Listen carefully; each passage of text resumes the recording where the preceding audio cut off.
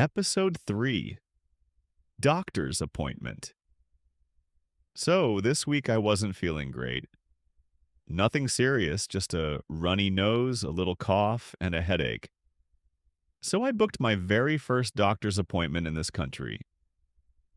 When the doctor came in, he smiled kindly and asked, "So, what's the problem?" Easy question, right? I proudly said, "I am cold." The doctor froze. He looked at me for a second and then asked, "You are cold?" I nodded. "Yes, very cold." The doctor immediately stood up, opened a cabinet, and pulled out a big blanket. And before I knew it, he wrapped me up like a burrito. Now I was confused. Why was he covering me with a blanket instead of giving me medicine? I tried again.